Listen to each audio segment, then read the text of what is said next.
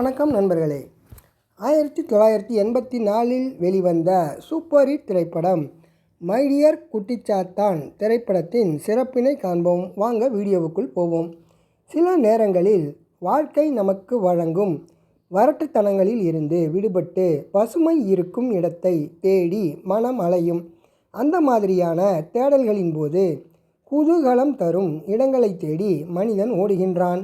கடற்கரை, பூங்கா, மலைப்பிரதேசம், அழகு தோரணம் கட்டியிருக்கும் தனது தாய் கிராமம் என ஒவ்வொன்றாக தேடிப்பிடித்து அங்கே போய் ஆஸ்வாசப்படுத்தி கொண்டு திரும்பும் போது அந்த மனிதனுக்கு புது ரத்தம் பாய்ந்தது போல புத்துணர்ச்சி ஏற்படுகின்றது.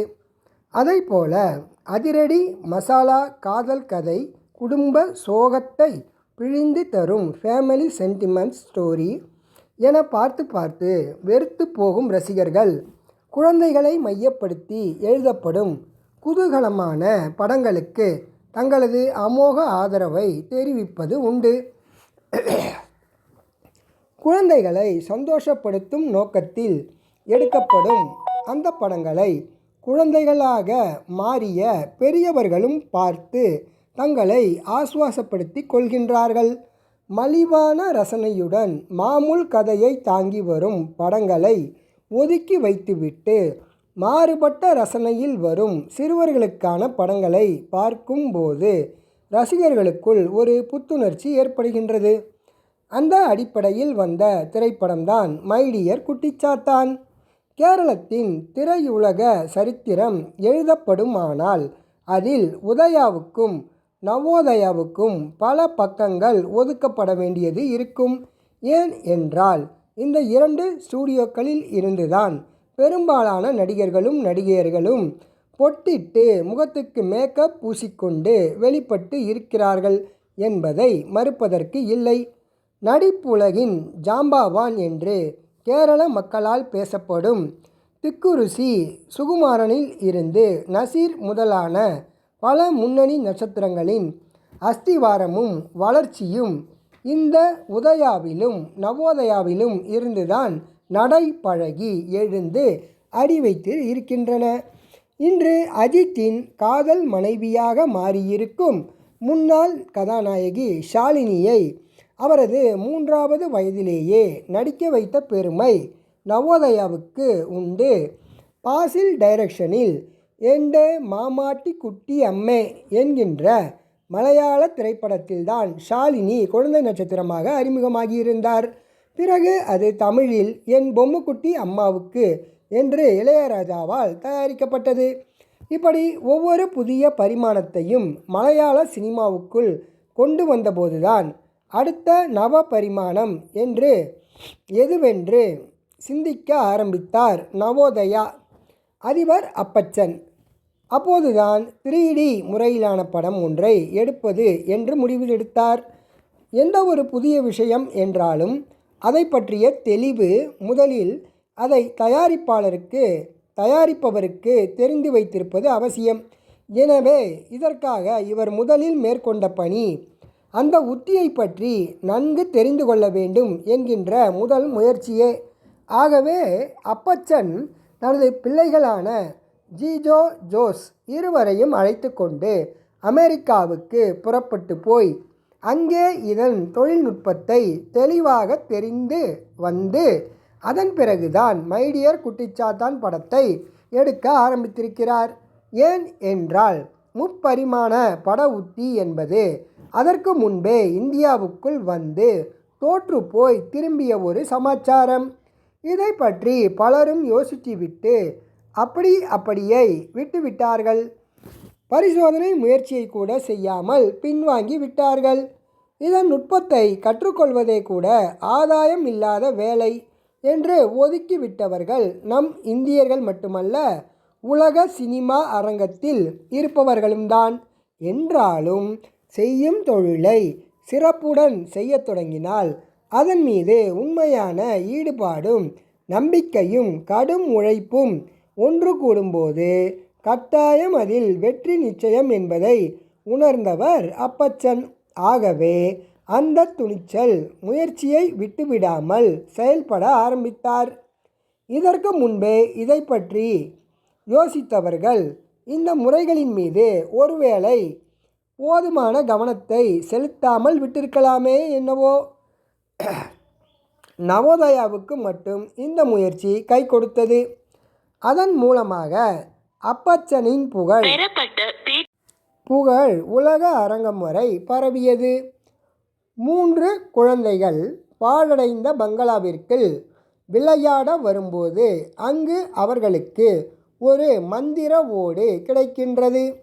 அதன் சக்தியினால் அவர்கள் ஒரு சாத்தானை விடுவிக்க விடுதலை பெற்ற சாத்தான் சிறுவர்கள் ரூபத்தில் குட்டிச்சாத்தானாய் குழந்தைகளுக்கு உதவுகிறது. இவ்வளவுதான் மைடியர் குட்டிச்சாத்தான் திரைப்படத்தின் கதை. சாதாரண மாயாஜால கதைதான். ஆனால் இப்படத்தின் விசேஷ அம்சம் என்னவென்றால் முப்பரிமாணம், அதாவது 3D படமாக இது தயாரிக்கப்பட்டு எடுத்ததுதான். வெள்ளி முலாம் பூசப்பட்ட விசேஷ திரையில் விழும் அத்திரைப்படத்தை வெறும் கண்களால் பார்த்தால் மங்கலாக சரிவர தெளிவற்று தெரிகின்றது. இதற்கென்று பிரத்யேகமாக தயாரிக்கப்பட்ட விசேஷ கண்ணாடி அணிந்து கொண்டு பார்த்தால் என்ன ஆச்சரியம்! சினிமா பார்ப்பது போலவே இல்லை. எல்லாமே நம் கண்ணெதிரே கைக்கட்டிய தூரத்தில் நடப்பது போலவே இருக்கின்றது. நெருப்பு வளையங்கள் பாய்ந்து நம் கண்ணை ஊடுருவி செல்கின்றன. பயந்து போய் கண்ணை மூடிக்கொள்கின்றோம். பாம்பு தம் முகத்தில் வந்து படம் எடுக்கின்றது. கொத்திவிடுமோ என்கின்ற பயம் அப்போது பரவுகின்றது. ஐஸ்கிரீமின் மேலே இருக்கும் திராட்சை கீழே விழுகின்றது. ஆசையாய் நாம் தேடுகின்றோம். மது பாட்டில் வைக்கப்பட்ட தட்டு நம் எதிரே நீட்டப்படுகின்றது. எடுத்துக்கொள்ள கை நீட்டுகின்றோம். பஞ்சு துகள்கள், பலூன்கள் நம் தலைக்கு மேலே பறந்து வந்து கீழே விழுகின்றன. பிடிக்க முயல்கின்றோம்.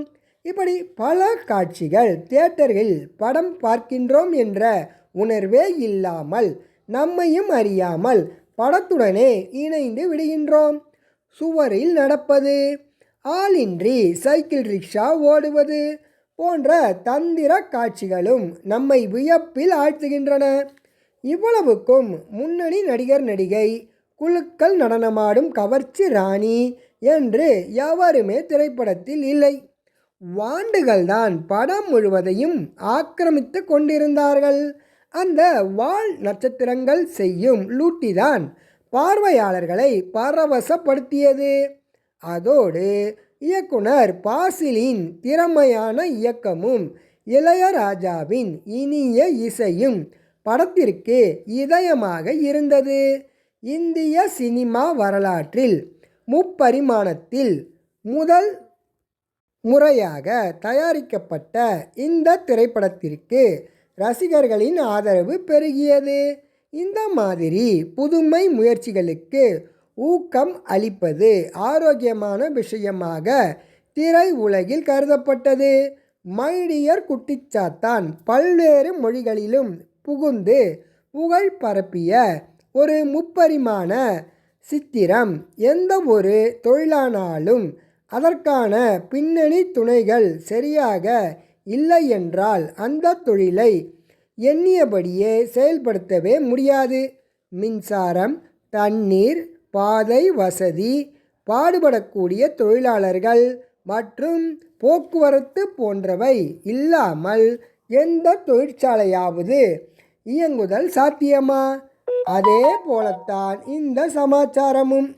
இதற்கு ஏற்றபடியான திரை ஒளி அமைப்பு வசதிகள், பார்வையாளர்களுக்கு தரும் கண்ணாடி, தியேட்டரில் வழக்கமாக இயங்கும் ப்ரொஜெக்டருக்குரிய மாற்று லென்ஸுகள் போன்ற பின்னணி தேவைகளை எல்லாம் வருவித்து தரவும் நவோதயா முதலிலேயே ஆயுதப்பட வேண்டியிருந்தது. இதை பற்றியெல்லாம் அப்பச்சனும் அவருடைய மகன்கள் ஜிஜோ ஜோஸ் இருவரும் முன்கூட்டியே திட்டமிட்டனர். அமெரிக்காவில் தொழில்நுட்பத்தை கற்றுக்கொள்ளும் போதே இவற்றையும் கருத்தில் பதித்து கொண்டு சிந்தித்ததன் விளைவுதான் இந்த மைடியர் குட்டிச்சாத்தானின் திரை ஈடு. ஒரு சாதனை சரித்திரமானது. தமிழகத்தில் பலரையும் மலைப்படைய வைத்தது இந்த திரைப்படத்தின் சாதனை. எனவே எந்த சாதனை முயற்சிக்குள் பாதம் பதிய வைத்தாலும் அதை பற்றி முழுமையான அறிவும் அதில் தெளிவும் அடியெடுத்து வைப்பவருக்கு மிக மிக அவசியம். இது சினிமாவுக்கு மட்டுமல்ல, எல்லா முயற்சிகளுக்கும் தேவைப்படுகின்ற மூலதனம். மை டியர் குட்டிச்சாத்தான் திரைப்படம் தமிழ்நாட்டில் மிகவும் வரவேற்கப்பட்டு ஏராளமான வருவாயை ஈட்டித் தந்தது. இந்த அறிவியல் அற்புதம் தமிழோடு மட்டும் தடைப்பட்டு நின்று விடாமல் மற்ற மொழிகளிலும் தங்கு தடையின்றி தனது ஆளுமையை காட்ட வேண்டும் என்பதற்காக இந்திய மொழிகள் அத்தனையிலும் டப்பிங் செய்து வெளியிட அங்கேயும் அமோகமாய் வசூல் அறுவடை செய்து வந்தது. இந்திய மொழிகள் எல்லாத்திலும் சக்கை போட்ட மை டியர் குட்டிச்சாத்தான் தந்த கொழுத்த லாபத்தை கொண்டுதான் தமிழ்நாட்டில் கிஷ்கிந்தா என்கின்ற பொழுதுபோக்கு பூங்கா நகரத்தை உருவாக்கினார் அப்பச்சன். அதுவும் வெற்றிகரமாக இயங்கி அவருக்கு லாபத்தை தந்தது. இந்தியாவில் முதலாக உருவாக்கப்பட்ட தீம் பார்க் என்கின்ற கௌரவத்துடன் கம்பீரமாக கிஷ்கிந்தா இருந்தது. இந்திய திரையுலகில் முப்பரிமாணம் 3D என்கின்ற உத்தியை முதலாக பரிசோதித்து சாதனை படைத்த திரைப்படம் மை டியர் குட்டிச்சாத்தான். தமிழில் மட்டுமல்லாமல் இந்த திரைப்படம் திரையிட்ட இடமெல்லாம் சக்கை போட்டது. அதன் மூலம் குவிந்த பணத்தால் தமிழகத்திற்கு கிஷ்கிந்தா என்ற பொழுதுபோக்கு நகரமும் கிடைத்தது. முப்பட்டை கண்ணாடிக்குள் சிக்கிய வண்ண துணுக்குகள் புது தோற்றம் காட்டுவது போல இந்த படத்தை பார்க்கும் போதெல்லாம் குழந்தைகளுக்கு ஏற்படும் குதூகலம் பெற்றோர்களின் எண்ணங்களை இளமை மாறாமல் வைத்திருக்கின்றது. இந்த வீடியோ உங்களுக்கு பிடிச்சிருந்தா லைக் பண்ணுங்கள், ஷேர் பண்ணுங்கள், மறக்காமல் சப்ஸ்கிரைப் பண்ணுங்கள் நண்பர்களே. அடுத்த வீடியோவில் சந்திப்போம். நன்றி.